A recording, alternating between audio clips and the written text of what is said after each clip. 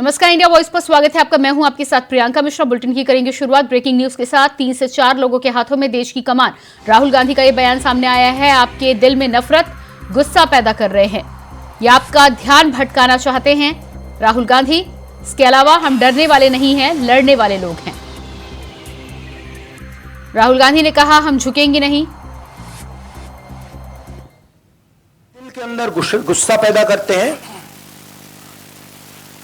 और जब आपके दिल में नफरत आती है, गुस्सा आता है, जो आपका भविष्य है, जो इस देश की पूंजी है, जो इस देश का धन है, उसको उठा के ये लोग ले जाते हैं।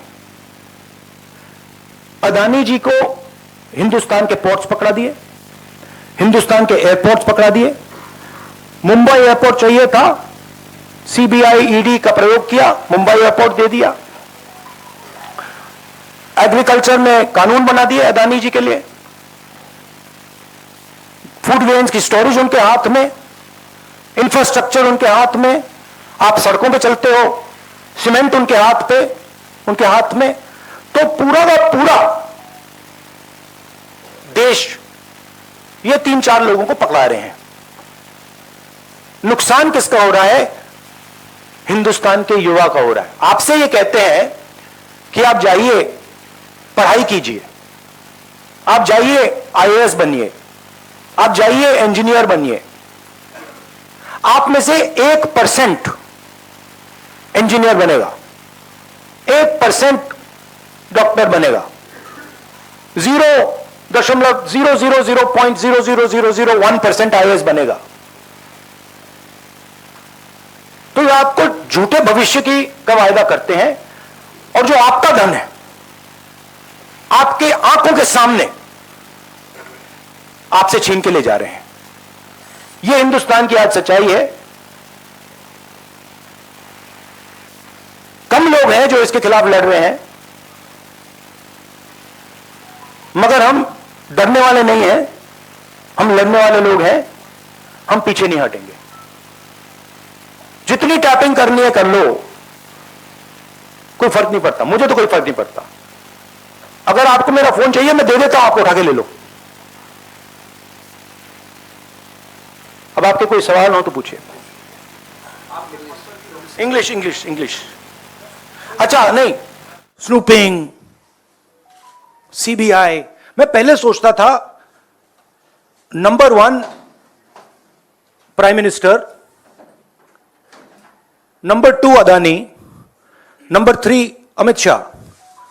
एक्चुअली ये गलत है। Number 1 Adani, number 2 prime minister, number 3 Amit Shah. अभी हिंदुस्तान की पॉलिटिक्स हमें समझ आ गई है और अदानी जी बच के नहीं निकल सकते, क्योंकि अदानी जी को हमने ऐसे घेरा है, तोते को हमने ऐसा पकड़ा है कि वो बच के नहीं निकल सकता है। और इसीलिए सारा का सारा हो रहा है डिस्ट्रैक्शन पॉलिटिक्स, कि देश की निगाह, ऑपोजिशन की निगाह पिंजरे में बैठा हुआ तोते की ओर ना चले जाए। तो हमें काफी क्लैरिटी है। आप देखिए, पूरे ऑपोजिशन के खिलाफ यहां पे एप्पल का नोटिस आता है।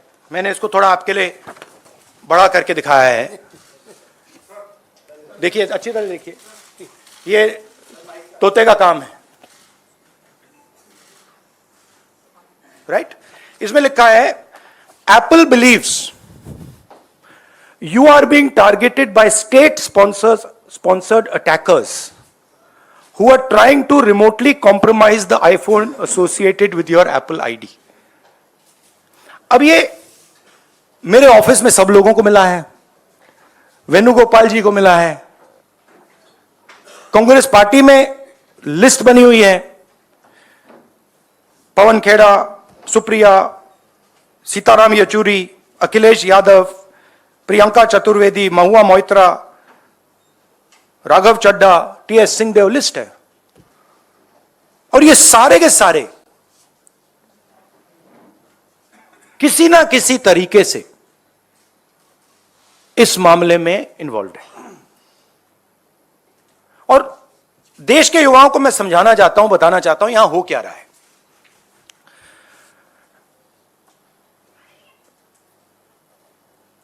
आपका ध्यान कभी इधर ले जाते हैं, कभी उधर ले जाते हैं, कभी इधर ले जाते हैं। आपके दिल के अंदर गुस्सा पैदा करते हैं, और जब आपके दिल में नफरत आती है, गुस्सा आता है, जो आपका भविष्य है, जो इस देश की पूंजी है, जो इस देश का धन है, उसको उठा के ये लोग ले जाते हैं। अदानी जी को हिंदुस्तान के पोर्ट्स पकड़ा दिए, हिंदुस्तान के एयरपोर्ट्स पकड़ा दिए। मुंबई एयरपोर्ट चाहिए था, सीबीआई ईडी का प्रयोग किया, मुंबई एयरपोर्ट दे दिया। एग्रीकल्चर में कानून बना दिए अदानी जी के लिए, फूड ग्रेन्स की स्टोरेज उनके हाथ में, इंफ्रास्ट्रक्चर उनके हाथ में, आप सड़कों पे चलते हो, सीमेंट उनके हाथ में। तो पूरा का पूरा देश ये 3-4 लोगों को पकड़ा रहे हैं। नुकसान किसका हो रहा है? हिंदुस्तान के युवा का हो रहा है। आपसे ये कहते हैं कि आप जाइए पढ़ाई कीजिए, आप जाइए आईएएस बनिए, आप जाइए इंजीनियर बनिए। आप में से 1% इंजीनियर बनेगा, 1% डॉक्टर बनेगा, 0.0000001% आईएएस बनेगा। तो ये आपको झूठे भविष्य का वायदा करते हैं, और जो आपका धन है आपके आंखों के सामने आपसे छीन के ले जा रहे हैं। यह हिंदुस्तान की आज सच्चाई है। कम लोग हैं जो इसके खिलाफ लड़ रहे हैं, मगर हम डरने वाले नहीं हैं, हम लड़ने वाले लोग हैं। हम पीछे नहीं हटेंगे। जितनी टैपिंग करनी है कर लो, कोई फर्क नहीं पड़ता, मुझे तो कोई फर्क नहीं पड़ता। अगर आपको मेरा फोन चाहिए मैं दे देता हूं, आपको उठा के ले लो। अब आपके कोई सवाल हो तो पूछिए। इंग्लिश। अच्छा, नहीं, हिंदी में थोड़ा एक लाइन और। हिंदुस्तान की जो भविष्य है, उसके लिए सबसे जरूरी चीज न्याय है। अगर इस देश में, इस देश की जनता को, इस देश के युवाओं को न्याय ना मिले तो यह देश आगे नहीं बढ़ सकता है। और मैंने बहुत बार बोला है, और मैं बोलता रहूंगा, और हम ये काम करके दिखा देंगे कि कास्ट सेंसस के बिना इस देश के युवाओं को न्याय नहीं मिल सकता। और ये पूरा का पूरा डिस्ट्रैक्शन जो हो रहा है, जब अदानी जी पैसा चोरी करते हैं, किससे चोरी करते हैं? देश की आम युवा से चोरी करते हैं, पिछड़ों से चोरी करते हैं, दलितों से चोरी करते हैं, आदिवासियों से चोरी करते हैं। जब अदानी जी कोयले में, ऑस्ट्रेलिया में जब नाव चलती है, यहां आती है, जब वो ओवर इनवॉइसिंग करते हैं, तो अदानी जी किसकी जेब से चोरी कर रहे हैं पैसा? जो आप बिजली खरीदते हो उसमें अदानी टैक्स है, ट्रेन में आप जाते हो उसमें अदानी टैक्स है, फ्रेट घूमता है उस पर अदानी टैक्स है। टैक्स किससे, कहां से आ रहा है? पिछड़ों की जेब से, दलितों की जेब से, आदिवासियों की जेब से, गरीब लोगों की जेब से, छोटे व्यापारियों की जेब से, और पूरा का पूरा ट्रांसफर इनकी जेब में हो रहा है। In English, brother. See, there's a beautiful story, old Indian story. There was a king, very nasty king, and he was attacking everybody, stealing from everybody. Everybody was disturbed, and his opposition would keep trying to fight him. Nothing would happen to the man. They'd keep attacking, keep attacking, keep attacking. They're very confused. Why is nothing happening to this man? What is going on? And this went on for a couple of years. And then after some time, there was this wise man who used to do dhyan outside. And so they went to him and they said, what is going on? We keep attacking this man. Every day we attack this man, nothing happens to this man. And the gentleman said, look, the reason is that this man's soul is actually somewhere else. The frame, the image is of the king. But jo iski atma hai, the soul is somewhere else. So they asked him, where is the soul? And he said, the soul is there in a village in the corner. If you go, there's a little cage, and inside that cage there is a parrot. And if you go and you kill that parrot, the king will fall. Right? And that is exactly what is going on here. Mr. Narendra Modi's soul is Mr. Adani. ये आप देख पा रहे हैं राहुल गांधी की इस समय press conference चल रही थी। केंद्र सरकार पर निशाना साधते हुए राहुल गांधी नजर आ रहे हैं। साफ तौर पर कहते हुए नजर आए कि केंद्र सरकार युवाओं का, लोगों का ध्यान भटकाने की कोशिश कर रही है। न्याय इस देश में सबसे ज़्यादा ज़रूरी है। यदि कांग्रेस की सरकार आती है तो कास्ट सेंसस यानी जातीय जनगणना कराकर वो लोगों को पूरी तरह से न्याय दिलाने का काम करेंगे। इसके अलावा भी अडानी को लेकर केंद्र सरकार पर निशाना साधते नजर आए राहुल गांधी। साफ तौर पर राहुल गांधी का कहना है कि लगातार विपक्ष के लोगों को डराया धमकाया जा रहा है, नफरत फैलाने की कोशिश की जा रही है। फ़ोन टैपिंग की बात को लेकर भी उन्होंने कहा कि फ़ोन टैपिंग से डर नहीं लगता, फ़ोन लेना चाहें तो ले सकते हैं। और इसके साथ ही साथ राहुल गांधी का ये भी कहना है कि किसी बात से डरने वाले नहीं हैं, लड़ने वाले लोग हैं। तो साफ तौर पर अपनी प्रेस कॉन्फ्रेंस के दौरान भारतीय जनता पार्टी पर निशाना साधते हुए राहुल गांधी ने प्रधानमंत्री नरेंद्र मोदी के साथ ही साथ अडानी पर एक बार फिर से सवाल उठाए हैं और कहानी सुनाते हुए अडानी को प्रधानमंत्री की सोल के रूप में बताते नजर आए।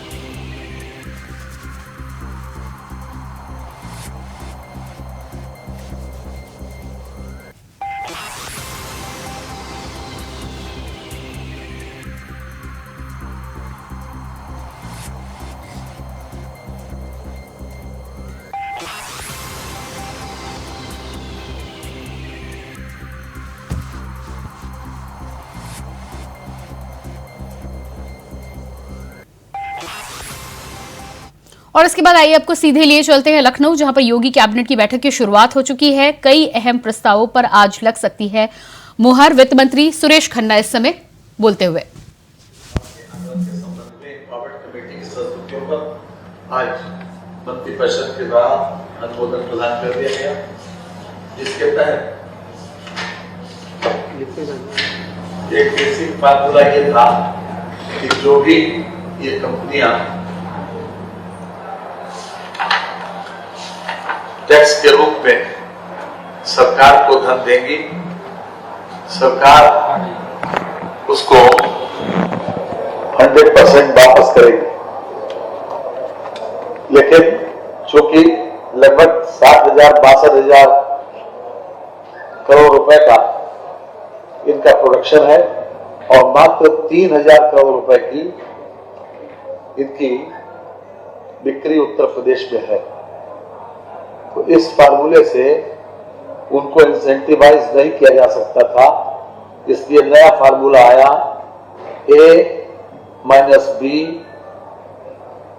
A-B-C, अर्थात इसके वित्तीय प्रोत्साहन इनको दिया जा रहा है, क्योंकि उस फार्मूले से उनको कुछ भी मिल नहीं रहा था।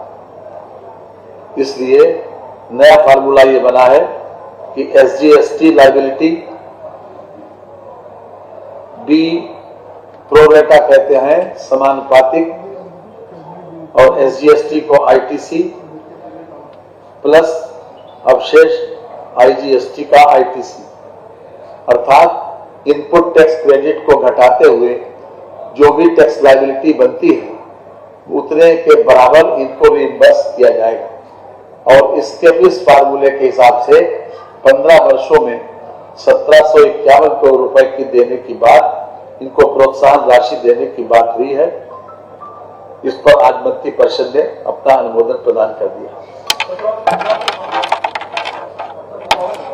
1751 करोड़।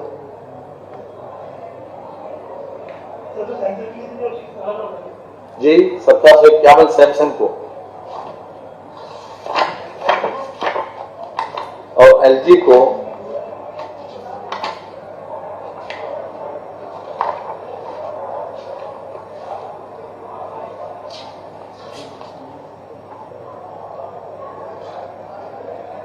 'इसी फार्मूले के आधार पर 10 वर्षों, सैमसंग को 15 वर्षों में, इसी फार्मूले के आधार पर, और एलजी को 10 वर्षों वापस किया जाएगा। जी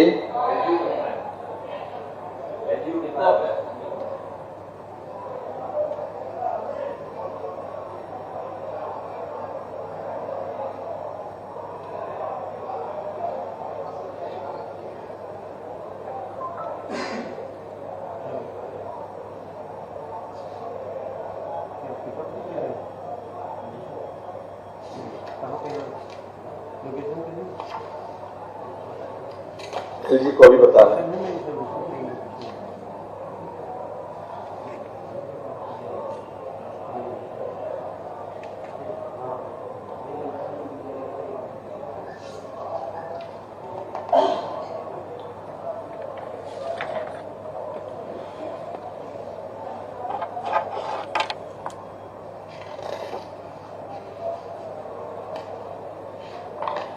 ₹567 करोड़।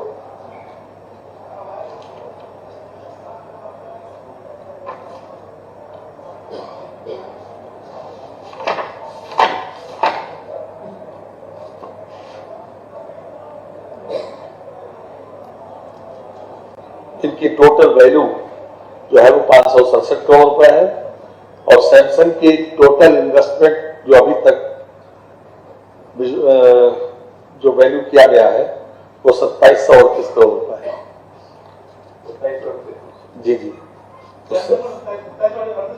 नहीं 1751 करोड़।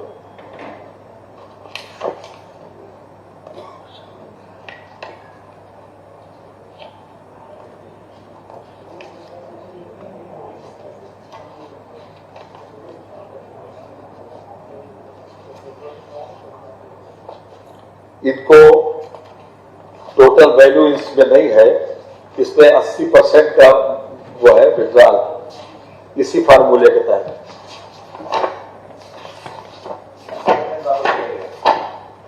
जी इस फार्मूले के तहत जो हमने फार्मूला बताया, उसी फार्मूले के तहत इनको 10 वर्षों में जो कुछ भी वो देंगे उसको अदा किया जाएगा। 567 की टोटल वैल्यू इन्वेस्टमेंट थी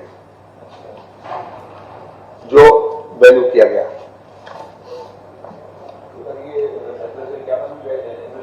1751 इन्वेस्टमेंट की वैल्यू नहीं है, 1751 करोड़ रुपए उनको दिया जाएगा इंसेंटिव के रूप में, प्रोत्साहन राशि के रूप में 1751 करोड़ दिया जाएगा। क्योंकि उस फार्मूले से, जो फार्मूला जिस समय ये इनसे कॉन्ट्रैक्ट हुआ था उस समय जीएसटी लागू नहीं था।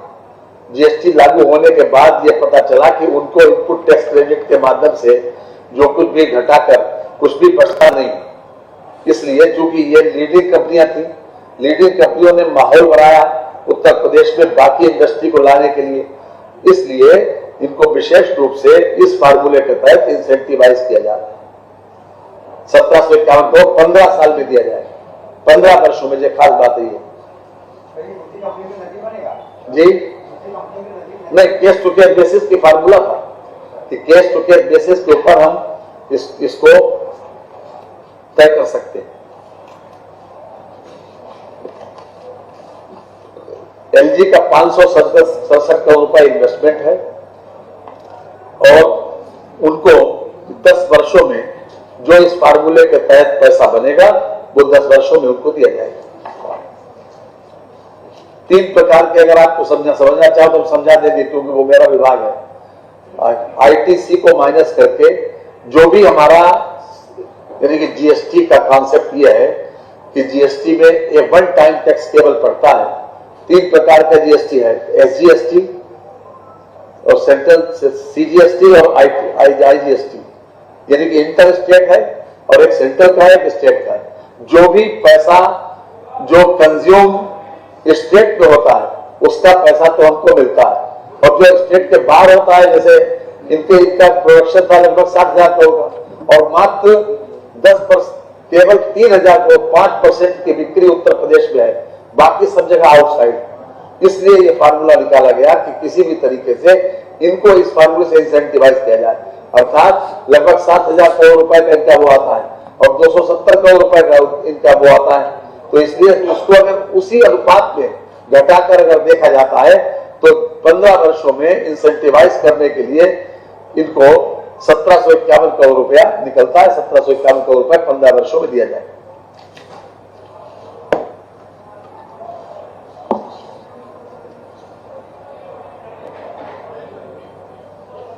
दूसरा है फॉरेन डायरेक्ट इन्वेस्टमेंट,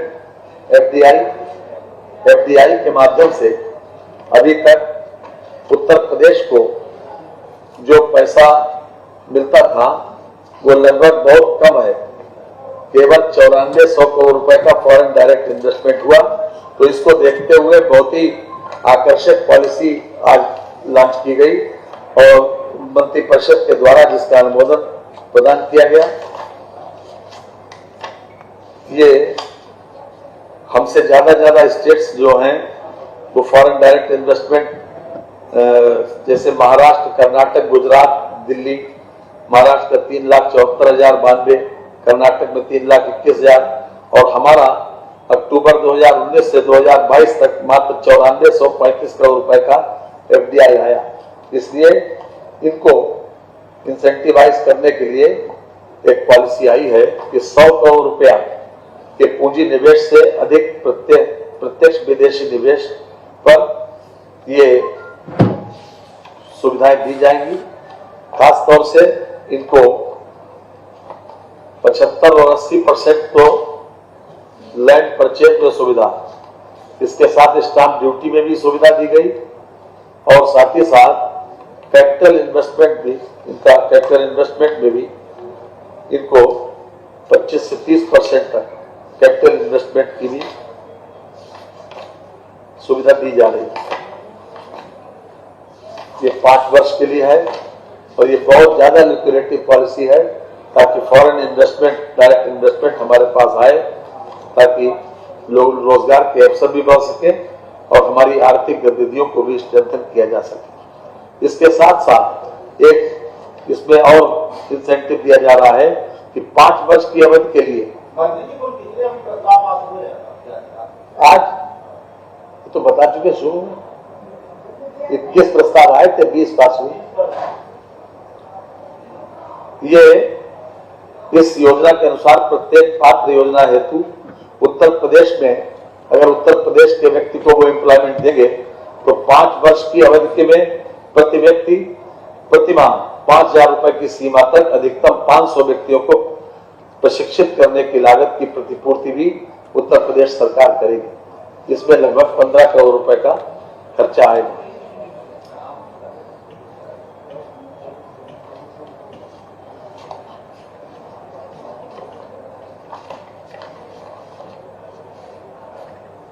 जनपद मिर्जापुर और सोनभद्र में एक जनजातीय संग्रहालय की स्थापना का प्रस्ताव बिहार मंत्रिपरिषद के द्वारा अनुमोदित किया गया है, जिससे खास तौर से इन जनजातियों में एक आत्मविश्वास भी बढ़ेगा।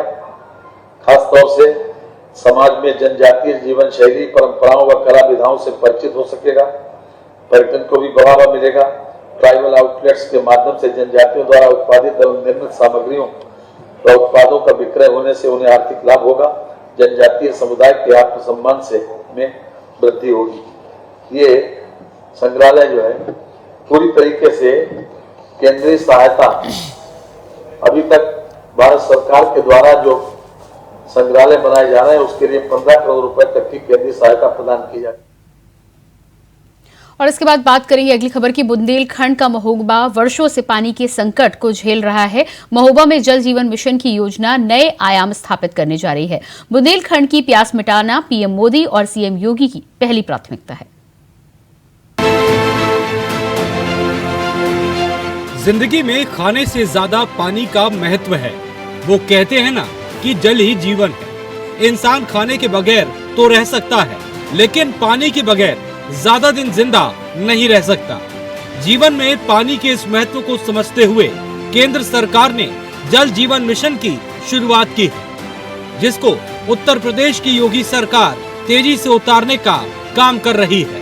यूपी में साल 2024 तक 2,62,29,815 परिवारों तक घरेलू नल कनेक्शन उपलब्ध कराना है। इसी कड़ी में महोबा में भी काम किया जा रहा है।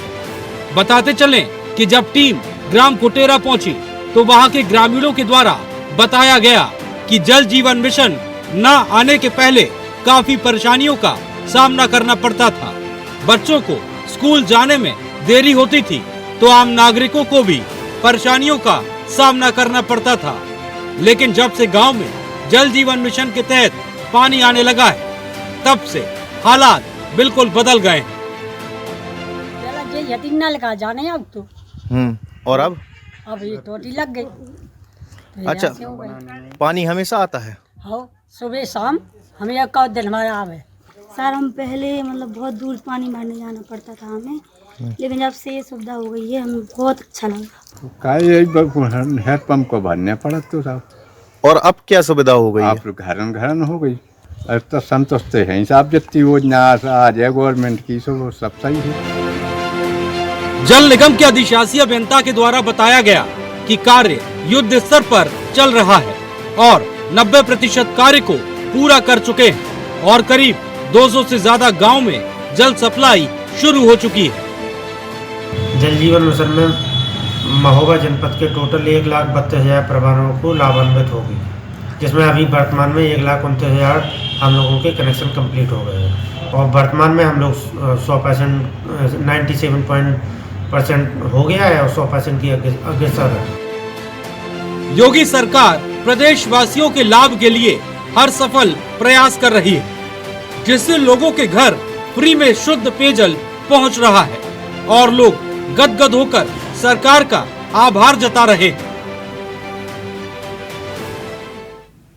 और इसी के साथ फिलहाल इस बुलेटिन में इतना ही। खबरों का सिलसिला जारी रहेगा। नमस्कार।